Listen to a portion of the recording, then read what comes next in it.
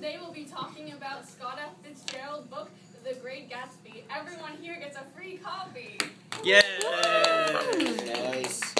This 1920s novel is a timeless classic depicting the lives of the rich on Long Island, New York. This is an excellent book, and I hope you all enjoy it.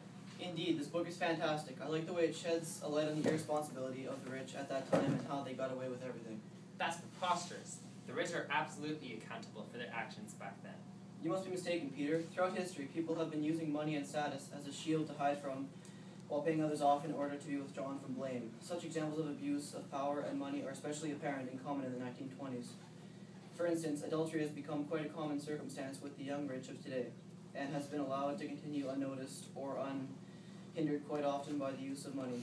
May I recall the affair between Jay Gatsby and Tom Buchanan's wife Daisy, where Gatsby hid the affair from the world and spared himself from accountability with Mr. Buchanan by using his fortune to hire all new servants whom he could trust would not gossip about his and Daisy's affair. It was his wealth that allowed him to hire the new servants. Therefore, it was his wealth that served Gatsby from accountability in taking part in the adultery.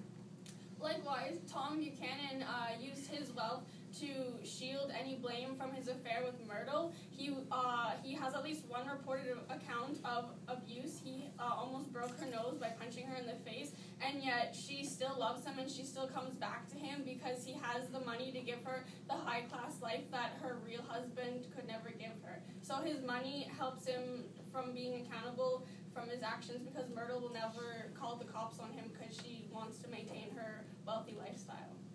The rich can also use their money to easily run away from their problems and any accountability they may hold. Daisy and Tom Buchanan are especially notorious for doing so.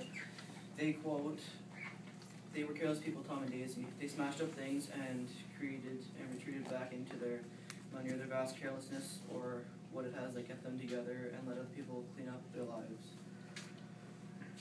Tom and Daisy, just like many other people of wealth, pick carelessly with other people's lives, and they nearly pick up their things and move as soon as a problem arises.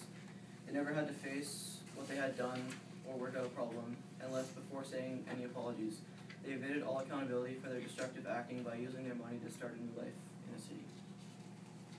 Nick Carraway told his friend Gatsby to also use his money to escape accountability when he was suspected of killing Myrtle with his car. It was not actually Gatsby who committed this crime, but he could have used his money anyways to escape to another city or to create a false personality of who he was, like and illegally change his name. He could have escaped completely from society and be untraceable by the police because he did not have to have a job to make money like most other people from middle class would be able to. So his wealth actually allowed him to, if he wanted to escape the law much better than any other person would.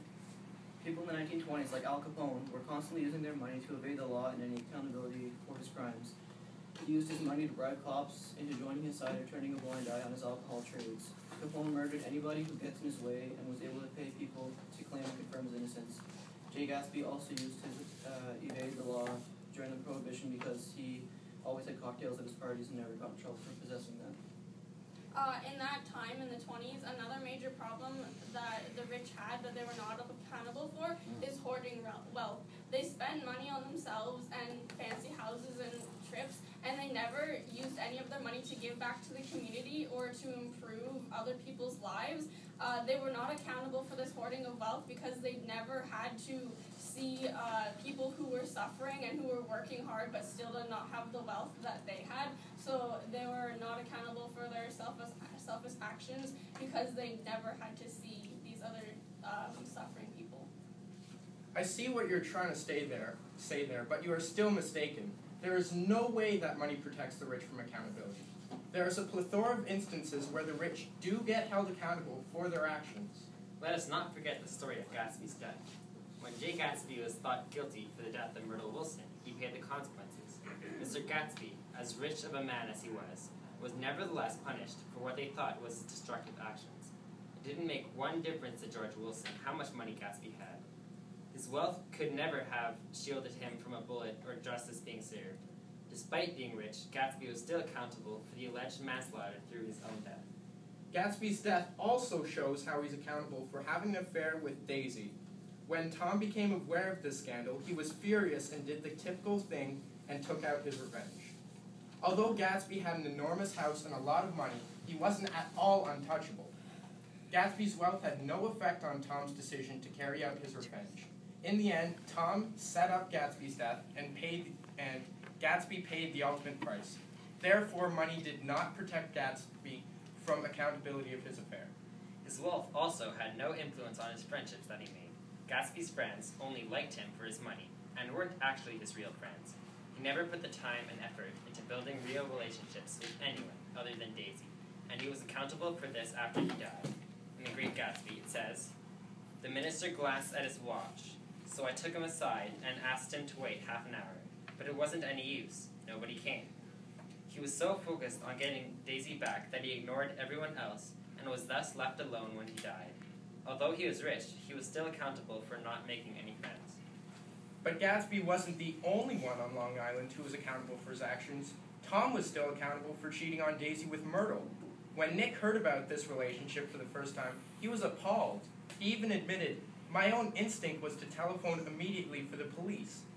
This shows that even upper-class men, like Tom Buchanan and many others, can still be punished by law. Injustice is everywhere and cannot and is not limited to the social class of the offender. To argue your last statement, you said that Nick telephoned the police for Tom's adultery. However, Nick actually called the police did not call the police or reported the crime.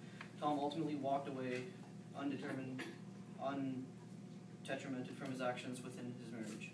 You also stated that Gatsby paid for the death of Myrtle Wilson through his own death, but the person who actually killed Myrtle, which was Daisy, never got in trouble for this death. She used her money to flee Long Island and New York before anyone could question the story about the crime or could possibly find her guilty for the crime. So her money did allow her, in this case, to escape any accountability for her actions. Similarly, Tom Buchanan fled from the law with Daisy and his money after committing a crime. Tom was guilty of falsifying evidence to George, which led to the wrongful death of Jay Gatsby. When Nick asked Tom what exactly he said to George that made him kill Jay Gatsby, Tom responded, "I told him the truth," adding, "He ran over Myrtle like you run over a dog." Tom fabricated his complete lie, knowing full well that George would never kill whomever he had pointed out. Before the authorities had a chance to question him, he had already left, using his money to escape his lie and its repercussions. I will have to disagree with your arguments. One of your first points was that Gatsby's wealth saved him from being accountable for his actions. This statement is clearly false because Gatsby was accountable for his affair with Daisy. Tom did get his revenge on Gatsby by leading Mr. Wilson to Gatsby. Jay Gatsby's wealth could not save him from accountability. His own actions inevitably led to his death despite his new servants being hired. Furthermore, you argued that Daisy and Tom are notorious for using their money to run away from their problems. This is simply untrue. Tom did not use his money to pay Mr. Wilson to kill Gatsby, but lies to Mr. Wilson by framing Gatsby for the crime he and Daisy committed. In the novel The Great Gatsby, Tom says to Wilson, "That yellow car I was driving this afternoon wasn't mine. Do you hear? I haven't seen it all afternoon."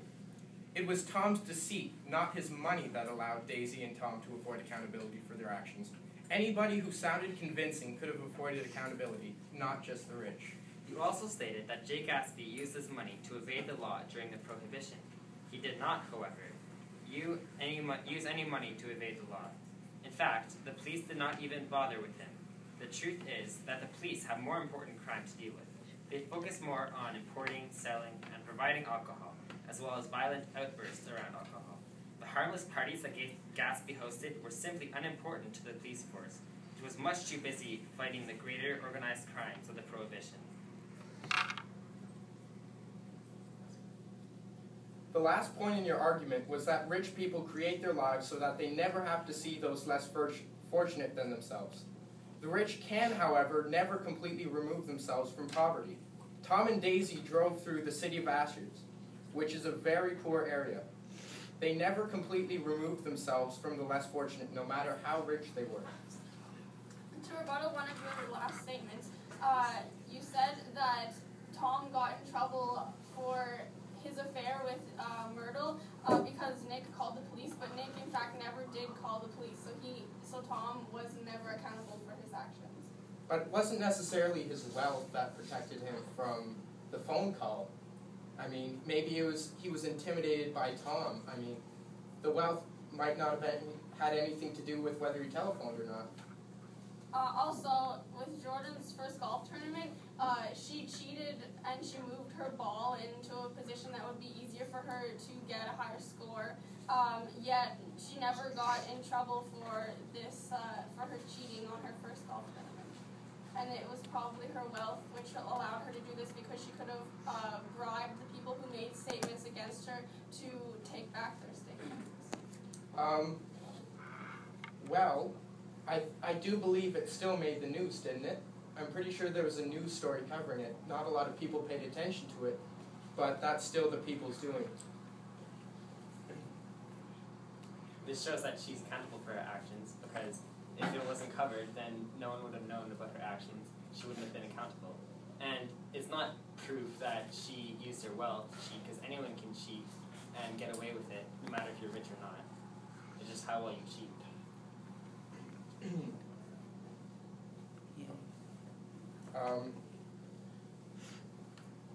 Well, the rich are also not accountable. Well, they are accountable for smuggling alcohol, because the rich are probably more likely of smuggling alcohol, because poor people wouldn't be doing that. If they were smuggling alcohol, they'd probably be rich. So the rich people were probably more accountable for smuggling alcohol in that time period. That's not true. If you were just beginning to smoke alcohol, you wouldn't have that wealth. So just because you're being rich, it also does not mean that you would necessarily be guilty for smuggling alcohol. It would just mean that you'd be suspected more. Also, at the party, the car accident at the party, the police did not mind that there was any alcohol at the party, because there was never any violence at the parties. The only problem that ever happened because of the alcohol was the car accident, and this was never reported to the police, so the rich were never accountable for having alcohol, even though it was the prohibition. Well, the car accident was only a minor problem. If they were causing more problems, they would be accountable for their actions, which it probably would have if this party's carried on for many more summers. But nobody knows if this alcohol had anything to do with this accident that happened at the party. Well, everyone was getting drunk at his parties. But this was Well, afterwards. everyone except Gatsby.